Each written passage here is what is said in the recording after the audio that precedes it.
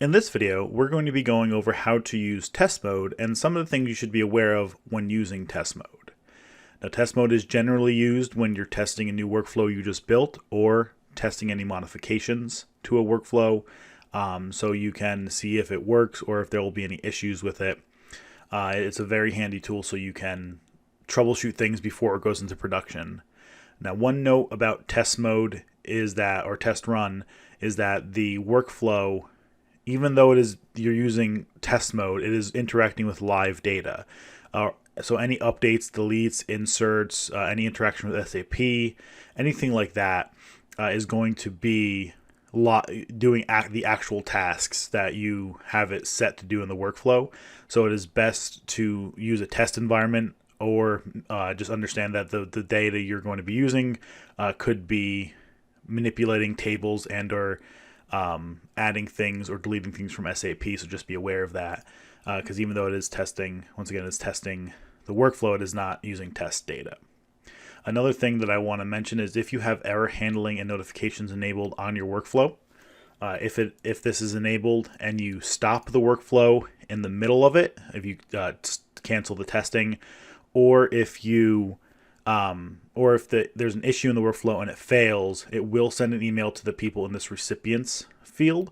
So just be aware of that. You might want to turn it off before you actually start testing and then turn it back on once the testing has finished. So for this, we'll just have this off. Now to start, you'll just go ahead and hit the test run button up here, and it will open this test run tool window. And we can step through this. Now, as we step through this, the only way to view the contents of a step or the actions a step took is to go to the next step, because as you're on the step, it hasn't processed it yet. So as you can see, this is the connection we connected to, and then this is the variables that are in the workflow, and these are just either the user defined or the step the step variables that are already created. As you can see, the SQL command get order is not there yet. So if we step to the next step in our workflow, the loop order, we can then go and see, we can see the get order step in our workflow, and we can adjust this column or resize this column if we need to see the full name. And we can drop down here and we can get whatever value you want that the select statement received from SQL.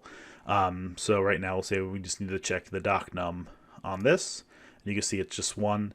So if we keep stepping through this, it's now going to get us the single order, which we can also check, which we can't check until we get to the next step. So,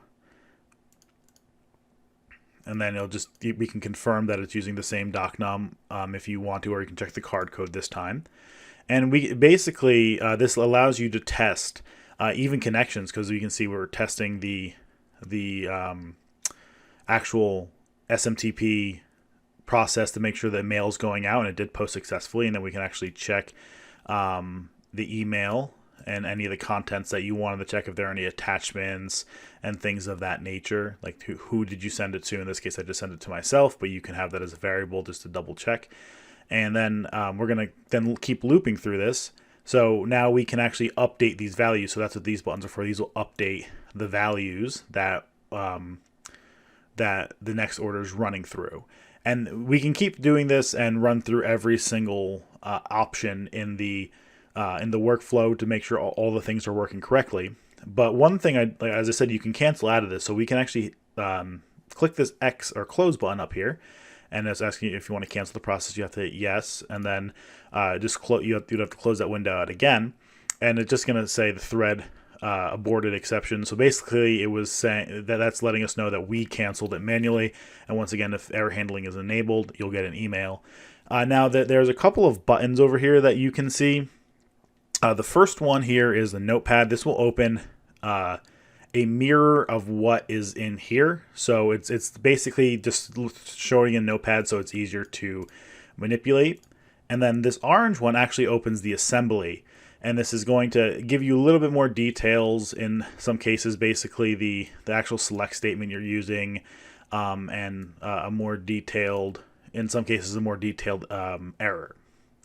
One last thing about the test mode here is that if you click this this little view, description box, it will close that test mode out. But if you need to open it again, you can open this box right here or click on that box right there, and it will open it back up. So the last test run will always be displayed here. That's it for this video. Thank you for watching. If you have any questions, don't hesitate to reach out, and I'll see you in the next one.